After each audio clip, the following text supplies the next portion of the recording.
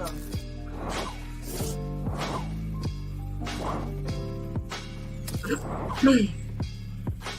Thank you for tuning in.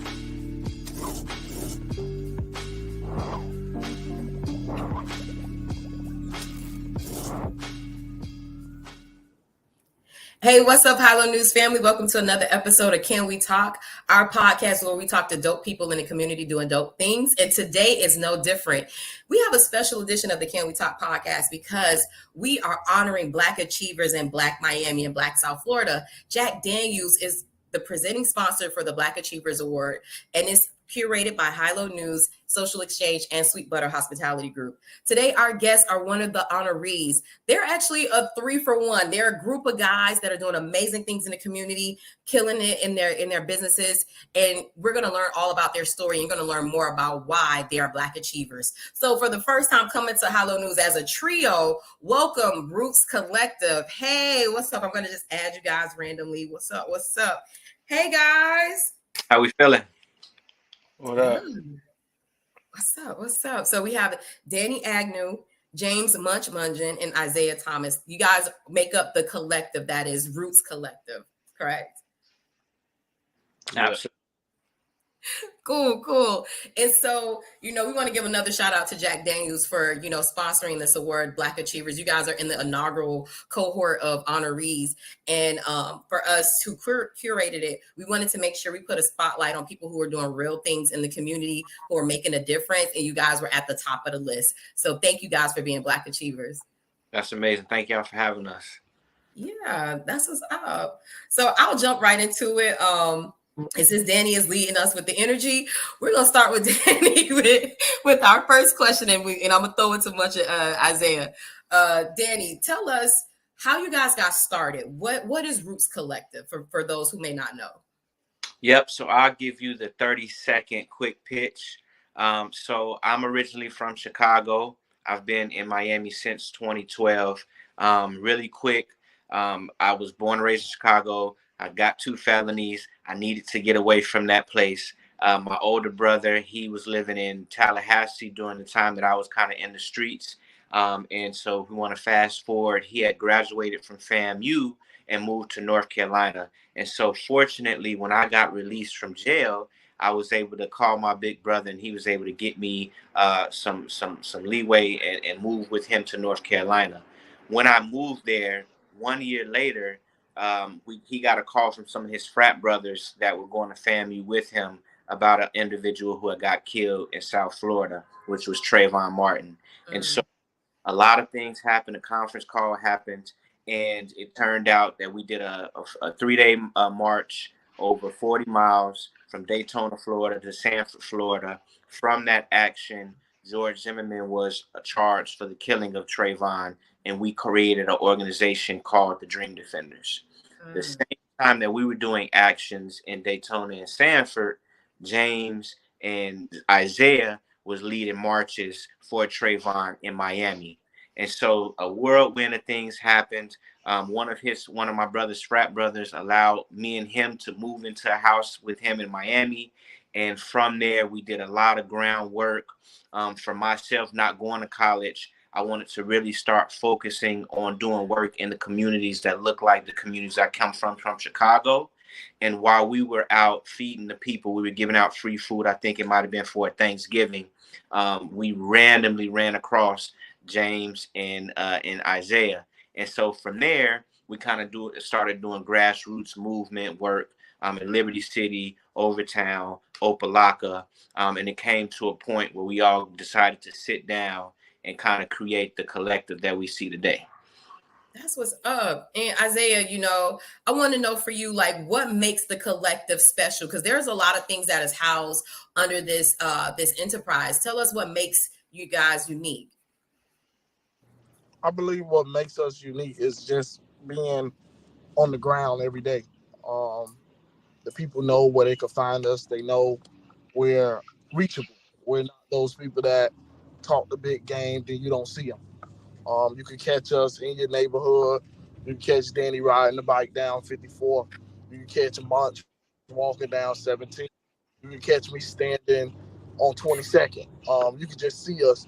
We're visible and we're out and about. So I believe the work, it isn't so unique because we're just doing it every day. It's just who we are. I love that. And Munch, can you break down like the business and the nonprofit side of what Roots Collective is? Because there are different brands and different things that are housed under this, correct? Yeah. So we have an ecosystem of partners. We have we started from the print. Well, Danny would print with Roots Collective, Roots Apparel. My bad. I'm sorry.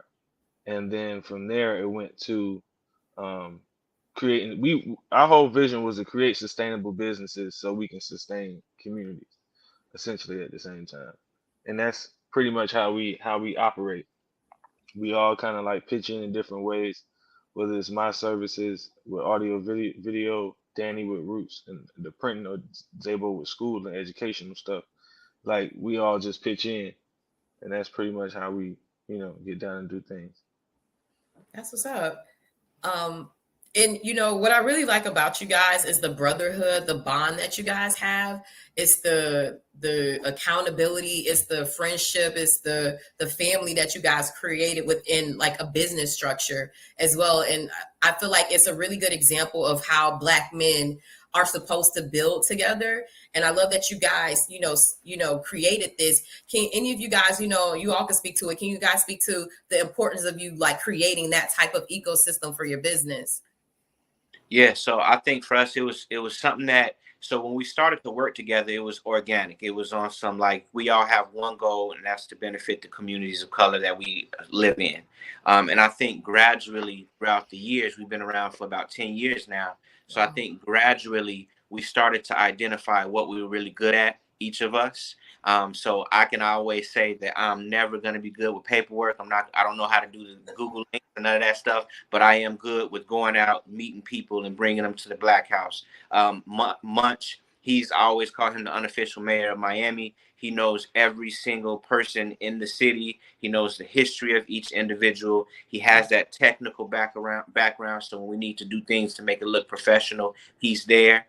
And then we got Zaybo, he's the teacher, he's the father, he's the numbers guy. He knows how to get all of that other stuff that we don't do too well. He knows how to make sure that makes sense for us and our growth.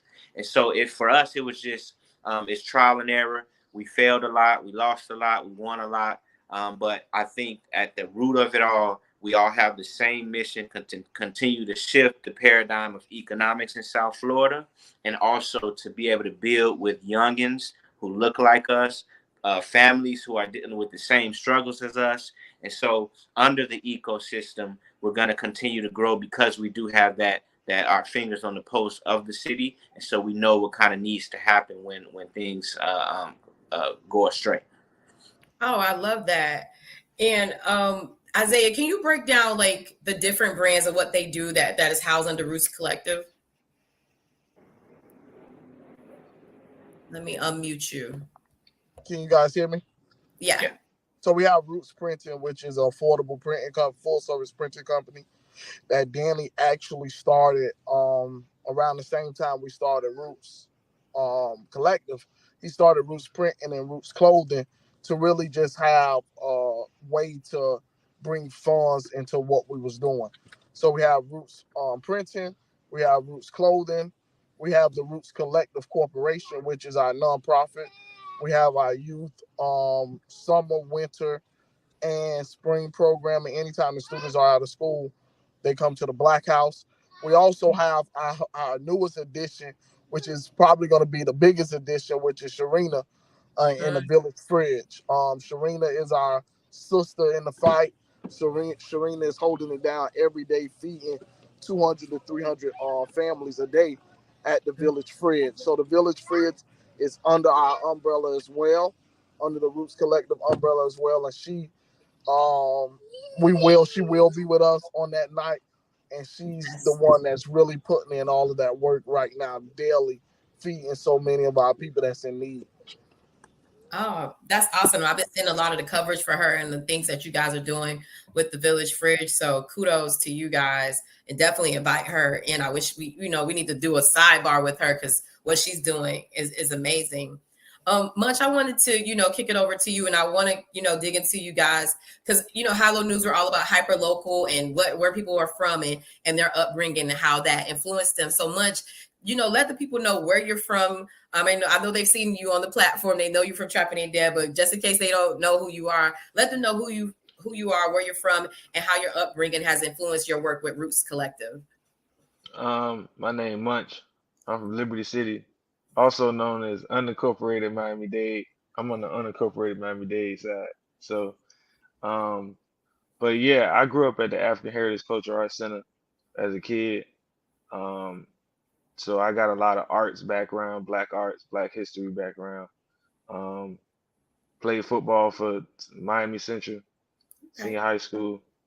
You know what I mean? And then I did a few different other things, but I played ball for Liberty City Optimists. I was all around the neighborhood, you know what I'm saying, as far as Liberty City. So when people ask me where I'm from, it's like I always tell them Liberty City. I don't really too much tell them the unincorporated Miami-Dade so much. But that's mainly because, I spent a lot of my time in the city. You know what I mean?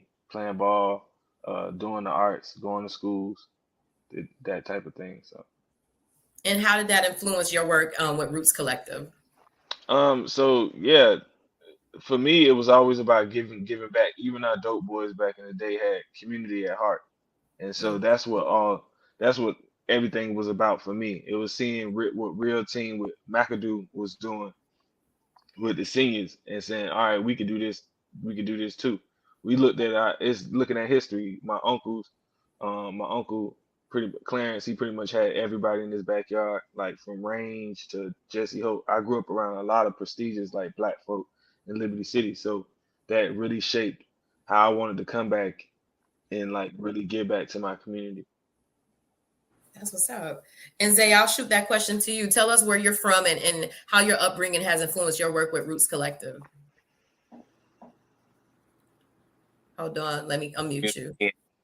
I consider myself a Miami nomad, born in Opelika, grew up in Coconut Grove, stayed in Overtown, went to high school, played football with Munch at Miami Central, left there. Then I went to play football at Miami North. I attended Turner Tech. So I've experienced Miami all over, living, active all over Miami. And it's just, that's how I look at our work. Like, I understand when we're in Liberty City. I understand the need in Liberty City. I understand the need in Opelika. I understand what's going on with Coconut Grove being boxed in. So it's just, it's Miami. It's me. It's in me, like, through and through. So I understand the problems on all different levels. That's what's up. And Danny, I'll shoot that question over to you too. You spoke about being from Chicago, but tell us a little bit more about like where you from and how your upbringing has influenced your work with Roots Collective. Yeah, so I grew up in a super religious household. And giving back was always something in our DNA. And I think what really shifted my understanding of the world is when I was incarcerated, instead of me like messing around and just, doing my time, I started to read a lot. I started to understand the system. I understood how Black people are always kind of on the bottom. And so when I moved to Miami, I thought I was moving to paradise. It was like a given for me. I'm like, I'm definitely. But when I started to see places like Liberty City, Overtown, Opelika, and the amount of money that I knew was coming through Miami, but not affecting any of those areas, I was like, man, it's something that we really got to not focus on anybody else giving us anything. We need to make sure that we're building things for our own, so nobody can tell us what to do. So even with our nonprofit organization, we're just now pulling in a couple of dollars for some of our program. And the reason is being because we're growing so largely that it's time to now get some of that outside help. But what we always wanted to do was make sure that nobody was over us and able to tell us how to move, how to operate.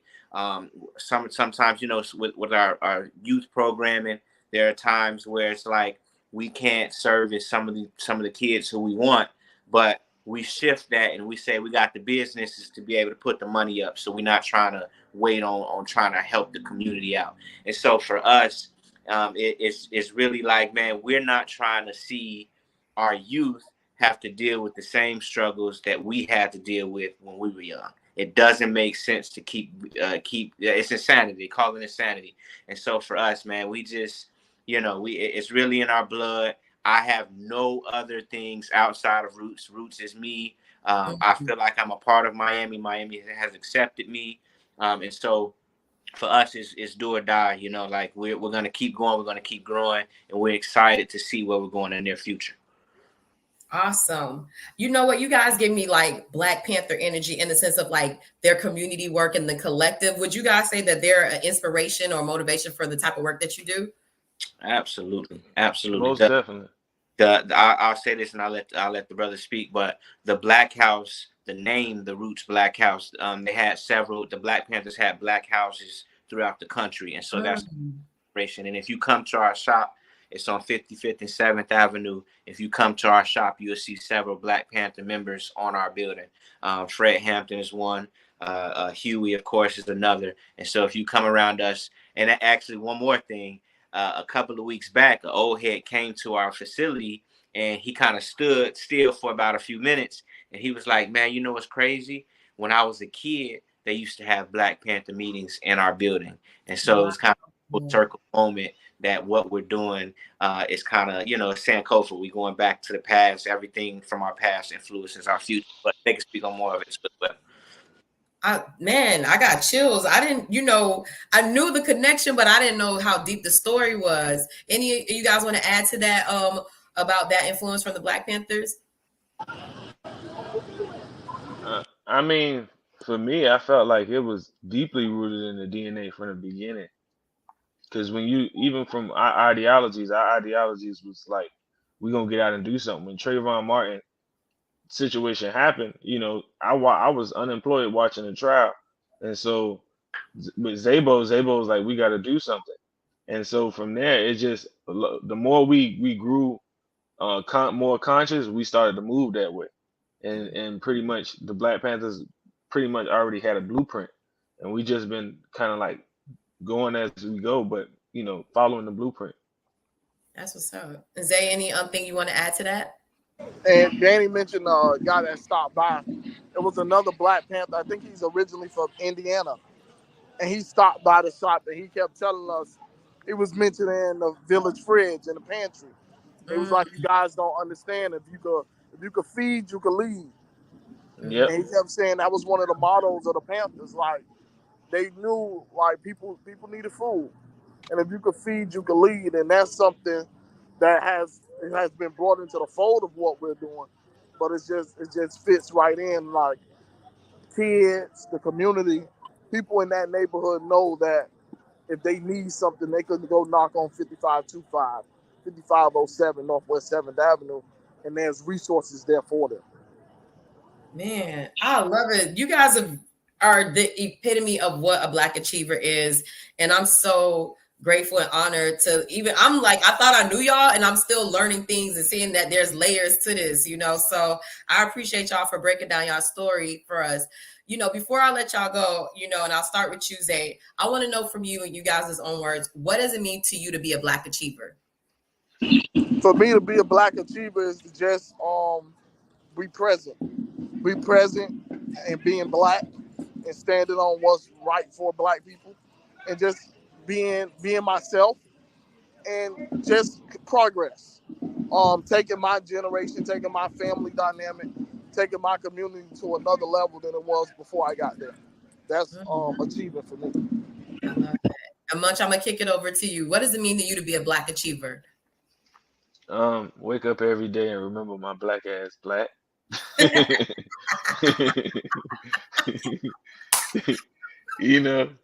love it. And just by my pure essence, just get up and do great shit, and that's what Black achievement is to me. I like it. Raw, straight to the point, very honest. I was hoping you gave me some of that energy today. And Danny, I'll kick it over to you. What does it mean to you to be a Black achiever? Yeah, so I got, it's gonna be a little longer. So for me, I really, really love history. And so I always take a moment and think about how far we've come and how many obstacles Black people have had to go through, not just here, but across the world. and how much influence we have on every single culture. And so for me, every day that I'm able to wake up and keep being Black and keep creating, keep offering platforms for people, I feel like with free food, with education, with knowing about your history, you're able to build on the backs of the people who came before you, and you're also able to inspire the new generation to think about stuff that we never even thought imaginable. So for me, every day I'm able to wake up and keep going. We might feel a little stressed sometimes, but every day we're able to keep going and keep inspiring. That keeps me going. It keeps me feeling like I'm an achiever. I love it, man. This has been an amazing interview. Like, it got really deep and really like real, but I appreciate that because it's been amazing doing these different interviews with the Black Achievers. Everybody has their own vibe and their own energy, but I love the energy that you guys came with today. Before I let you go, do you guys want to plug anything? How can people connect with you individually or at Roots Collective? You guys, chime in and let people know how they can connect. Yeah, we on the Instagram is our main platform where you can kind of trickle down and get everything else. So you can follow us at Roots_Collective. That's the overall movement page, and then from there you can see all of the other website where you can find all the other programs that we offer. And yeah, that's about it for us. And then we on 55th and 7th Avenue, so 5525 Northwest 7th Avenue in the heart of Liberty City. We're right across the street from the Popeye, so you'll see us there. And right next door to the Burger King, or y'all moved? We got 2 spaces next to the Burger King, and then a couple doors down is the main Roots Black House. Oh, okay, cool. I see. I gotta go to the new one. I haven't been to the new location yet. If Isaiah, Munch, any contact information, or anything you want to share with people how they could connect with you? You can follow me on social medias, all of them, Zaybo777. But before I leave, my pitch is gonna be: we're looking for a building. We need a building in our community to continue doing the work we're doing. We know our community is changing very fast, and organizations like us are feeling the effect of that change. You have building landlords that don't want us to be in our community doing the work we're doing. They want those buildings to build condos. So if you own any property, commercial property in Liberty City, and you're trying to sell it to some young Black men and women that's trying to make a difference, reach out to us, please. We got I love the plug. Yes, come on. Munch, in our final words. Machiavelli_Munch, every platform. And don't forget about Village Fridge, 6 days a week. Village_Fridge. That's FREEDGE. Okay, we're a little creative over here. Village_Fridge. And just find the Village Fridge 6 days a week. I love it. Guys, thank you again for taking time to speak with us today. I really appreciate you sharing your story and let people know and understand why you guys are Black Achievers. Again, I want to give a special shout out to Jack Daniels for sponsoring the inaugural Black Achievers Awards. It's going down February 28th at the Historic Hampton House in Miami. You guys be there. It's going to be lit. We're bringing this new energy to the Miami Awards ceremony and that infrastructure. It's a collaboration between myself, Social Exchange, and Sweet Butter Hospitality Group. We wanted to bring a little bit of vibes and millennial energy to the awards atmosphere here in South Florida. So you guys check it out. Go to hallonewsmiami.com. You'll be able to RSVP for the event. Also, while you're there, follow us, sign up for our email newsletter, follow us on social media there as well. Again, guys, I thank you for your time. This has been another great episode of the Can We Talk podcast for the Black Achievers Award Special Edition, powered by Jack Daniels. We'll see y'all next time. Peace. Yeah. Thanks, guys.